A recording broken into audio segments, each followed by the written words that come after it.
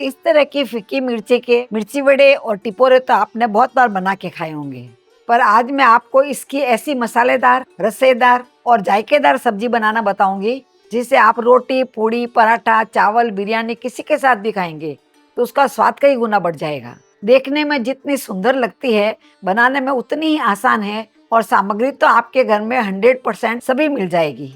तो सबसे पहले यहाँ पर मैंने भावनगरी मिर्ची ली है। ये मिर्ची थोड़ी फीकी होती है, इसे सब्जी बना करके तैयार करते हैं तो बहुत ही अच्छी बनती है। वजन में देखें तो लगभग ये 200 ग्राम जितनी मिर्ची है। वैसे इस मिर्ची का आपने मिर्ची बड़े बनाए होंगे और हमारे जोधपुर के मिर्ची बड़े तो बहुत ही फेमस है। यदि आपको वो सीखना हो तो मुझे कमेंट बॉक्स में लिख करके जरूर बताएं। इस तरह से इसे काट लेना है। इसमें थोड़े बीज होते हैं, वो फीके बीज होते हैं, ज़्यादा तीखे नहीं होते हैं, पर आप चाहे तो निकाल भी सकते हैं। वैसे आपको हमारी रेसिपी पसंद आती है तो आप इसे लाइक ज़रूर किया करें और कमेंट करके अपनी राय भी बताया करें। यदि आपके पास ऐसी मिर्ची नहीं हो तो कोई दूसरी फीकी वाली मिर्ची हो तो उसका भी इस्तेमाल कर सकते हैं। इस तरह सभी को मैंने काट लिया है और सभी को चेक भी कर लेना है। आप देख पा रहे हैं मैंने इसके डंठल नहीं निकाले हैं, आप चाहे तो डंठल निकाल भी सकते हैं। इसके डंठल थोड़े छोटे छोटे कर दिए हैं मैंने। अभी इसे हम साइड में रख देंगे और यहाँ पर मैंने एक पैन लिया है और पैन में सबसे पहले हम 1/4 कप जितनी मूंगफली डाल देते हैं। ये कच्ची मूंगफली है और गैस को चालू कर देते हैं और मूंगफली को हमें सेक लेना है। यदि आपके पास सेकी हुई मूंगफली पड़ी हो तो आपको ये स्टेप नहीं करना पड़ेगा। मूंगफली सेकते समय आप ध्यान रखें, आंच हमें मध्यम रखनी है जिससे मूंगफली अच्छे से सीख के तैयार होगी। यदि आप तेज आंच में सेकेंगे तो ये जल जाएगी। अभी आप देख पा रहे हैं धीरे धीरे मूंगफली के मुंह खुलने लग गए हैं। इस तरह से मुंह खुलने लग जाता है तो उसके बाद में इसमें हम 1 टेबल स्पून जितना आखा धनिया डाल देते हैं।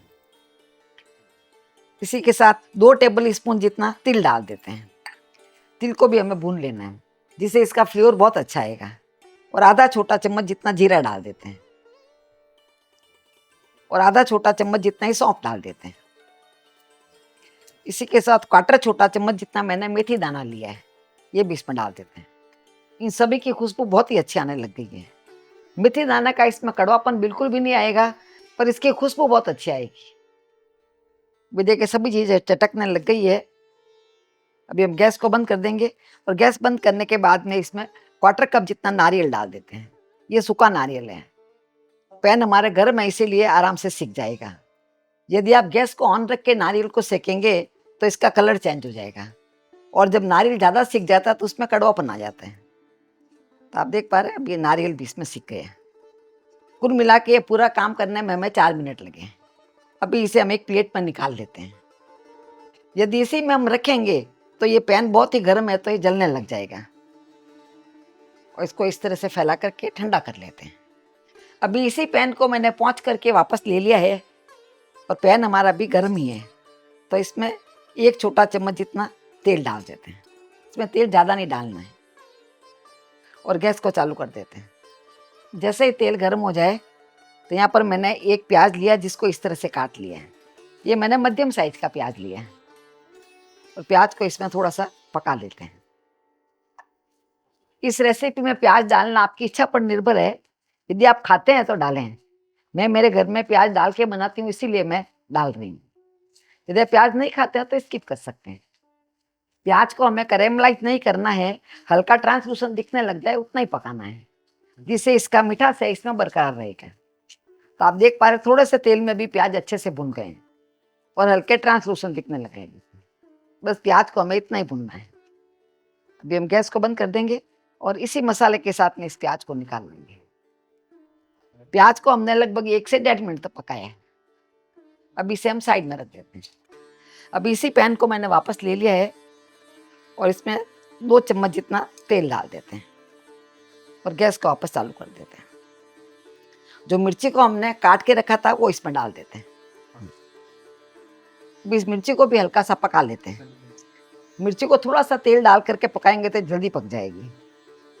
इस समय मिर्ची को हमें बहुत ज़्यादा नहीं पकाना है क्योंकि आगे भी हम मिर्ची को पकाएंगे। आप देख पा रहे हल्का हल्का मिर्ची का कलर चेंज हुआ है, ये ज़्यादा सॉफ्ट नहीं हुई है, बस इतना ही पकाएंगे। अभी इसको प्लेट पर निकाल लेंगे। वो जो तेल पीछे बच गया है इसका हम इसी में इस्तेमाल कर लेंगे और मिर्ची को साइड में रख देते हैं। अभी यहाँ मैंने मिक्सी का जार लिया है और जो मसाले हमने सेक के रखे थे वो पूरे मसाले इसमें डाल देते हैं। मसाले पूरी तरह से ठंडे हो गए हैं। अभी इसको पीसने के लिए इसमें पानी डाल देते हैं। तो लगभग आधा कप जितना पानी डाल देंगे, ज़्यादा पानी नहीं डालें, और ढक करके इसे हम पीस लेते हैं।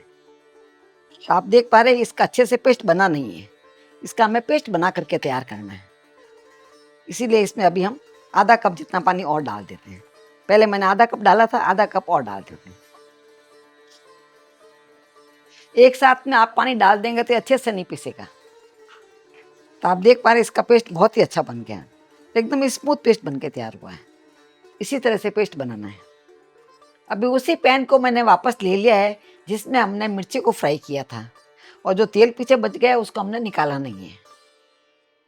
अभी हम गैस को चालू कर देते हैं और इसमें थोड़ा तेल डाल देते हैं। तो तेल आप अपने हिसाब से कम ज़्यादा डाल सकते हैं, पर पारंपरिक तौर से ये सब्जी थोड़ा ज़्यादा तेल में बनाई जाती है। कुछ फ़र्क नहीं पड़ेगा, आप कम डालेंगे तो भी स्वादिष्ट बनेगी। अभी तेल हमारे गर्म हो गया है। तेल गर्म होने के बाद में आँच को हम मध्यम कर लेंगे और इसमें 1 छोटा चम्मच जितना राई डाल देते हैं और आधा छोटा चम्मच जितना जीरा डाल देते हैं। राई और जीरे को अच्छे से पका लेंगे। जो हमने जीरा भून के डाला है उसका स्वाद अलग आएगा और इस जीरे का स्वाद अलग आता है। अभी राई भी चटकने लग गई है और जीरा भी अच्छे से पक गया है। तो इसमें 8-10 कड़ी पत्ते डाल देते हैं और 1 टेबल स्पून जितना अदरक लहसुन का पेस्ट डाल देते हैं और इसको हमें अच्छे से पका लेना है। इसका कच्चापन पूरा निकल जाना चाहिए। यदि आप लहसुन नहीं खाते हैं तो खाली अदरक को कद्दूकस करके डाल सकते हैं या अदरक का पेस्ट भी डाल सकते हैं। अभी आप देख पा रहे लहसुन भी अच्छे से पक गया है और इसकी बहुत अच्छी खुशबू आने लग गई है। तो अभी इसमें आधा छोटा चम्मच जितना हल्दी पाउडर डाल देते हैं और 1 छोटा चम्मच जितना कश्मीरी लाल मिर्ची डाल देते हैं। इससे इसका कलर बहुत अच्छा आएगा। यदि आप लाल मिर्ची नहीं डालना चाहते हैं तो 3-4 हरी मिर्ची को पीस के भी डाल सकते हैं, उससे उसका कलर येलो आएगा। अभी जो हमने पेस्ट बना के रखा है वो पूरा पेस्ट इसमें डाल देते हैं। वैसे इस तरह की रेसिपीज आपको पसंद आती है, आप हमारे चैनल को सब्सक्राइब करके बेल आइकन जरूर दबा दें, जिससे जब भी हमारा नया वीडियो आएगा आपके फ़ोन में घंटी बज जाएगी। और फेसबुक पे देख रहे हैं तो आप हमारे पेज को फॉलो कर सकते हैं। इस समय हमारे घर में खुशबू इतनी अच्छी आ रही है, यदि किसी को भूख नहीं भी लगी है वो भी आराम से खाने को बैठ जाएगा। अभी इस मसाले को हम अच्छे से पका लेंगे जब तक इसमें से तेल नहीं छूट जाए। अभी इसे पकाते हुए लगभग 3 से 4 मिनट हो गए हैं और पास में से तेल भी आप देख पा रहे हैं छूटने लग गए हैं। इसका मतलब मसाला अच्छे से पक गया है। मसाला अच्छे से पक जाता है तो साइड में से तेल भी छूटने लग जाता है और मसाला देखिए कढ़ाई के अंदर भी घूमने लग गया है, मतलब बहुत ही अच्छे से पक गए हैं। अभी इसमें हम पानी डाल देंगे। यहाँ पर मैंने 1 कप पानी लिया है, ये इसमें डाल देते हैं। तो आप देख पा रहे हैं इसकी रंगत कितनी सुंदर आई है। जैसे जैसे ये पकेगा और भी अच्छा लगेगा।